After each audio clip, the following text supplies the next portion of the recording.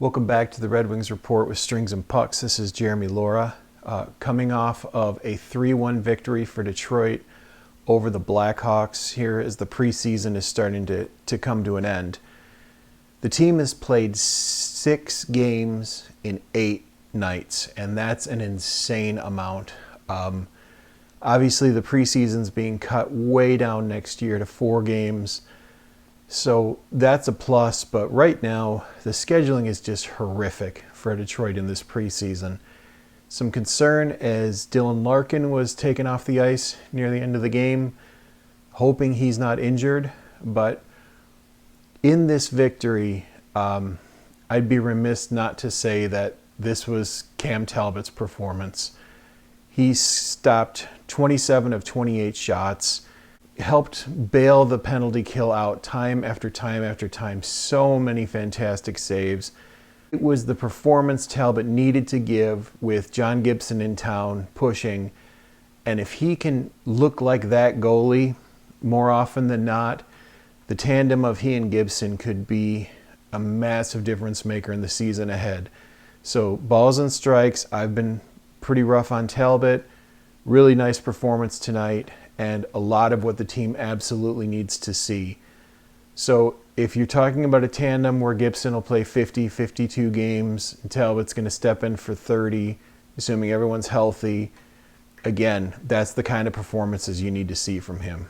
Another person who stepped up, JT Compher. Obviously, he had the opening goal tonight, and that was a lot to do with some fantastic play by Soderblom, but Compher looked more energized, he looked more engaged, and the coach has made it fairly clear that he's been letting both Kopp and Compher know they have to earn their spots. And Compher's play, it was refreshing to see. He really stepped up some more tonight, but that play that led to the goal, Soderblom did such a nice job. Finney was doing such a nice job on the ice tonight defensively. So Compher, beautiful goal. It was a great bit of give and go by Soderblom, and a nice short side shot from Compher on his off wing, but much better performance. And if Larkin's hurt, they're going to have a big issue. Larkin cannot get hurt, basically, because he and Kasper at center are kind of needed for this team to be stable. So we'll see, but Compher definitely looked a lot better, and that may have bought him some grace with the coaching staff. So I know I've been talking about him looking like he's on his way out, but a performance like tonight, that's going to move him ahead in their graces, and we'll see how he finishes out the preseason. I don't know if it's enough to put him into the spot that he wants, but it could be enough to keep him off of waivers to start with anyway. Michael Brandsegg-Nygard, he looked really good on Larkin's left side. So you have 2 right shots on that line now. Raymond prefers to play the left wing if he can, but Brandsegg-Nygard in the offensive zone, the goal he scored, it's very typical of what we started to see with him in Grand Rapids. He found the quiet area in front of the net, and for a big dude, he just easily gets into the high slot area. And if you see, he's tapping his stick. Larkin gets it to him from behind the net. So much creative skating by Raymond on that play and several others, but Nygard's snap into the net, that ends up being the game winner.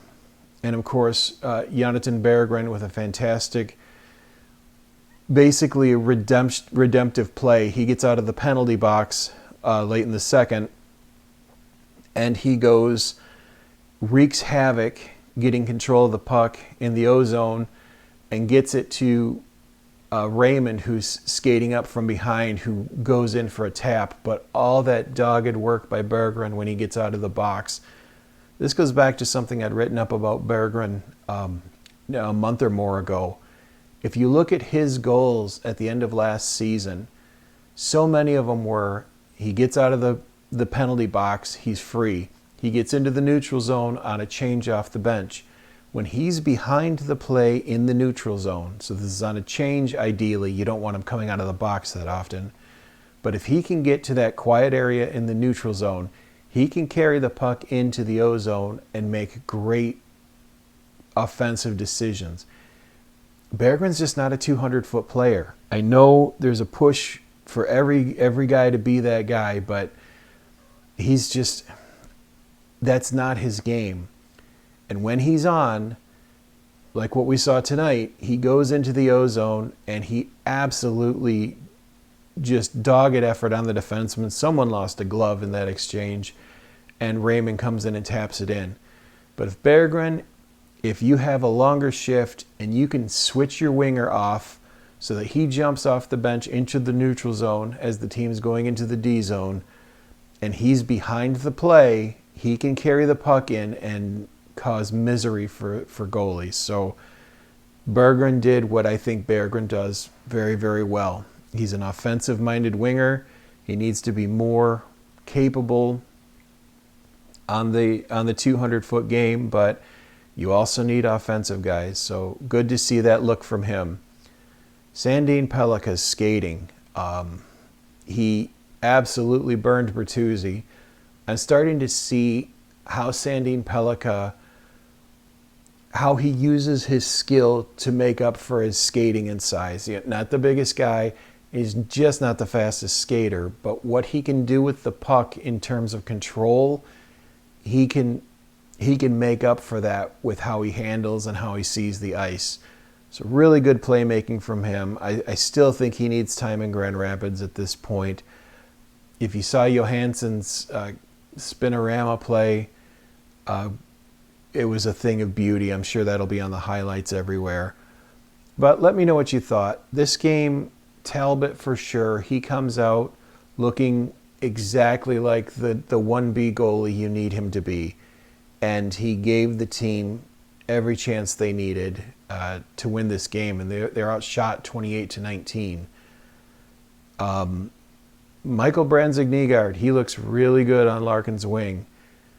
Completely different player than Finney. The two could not be more different.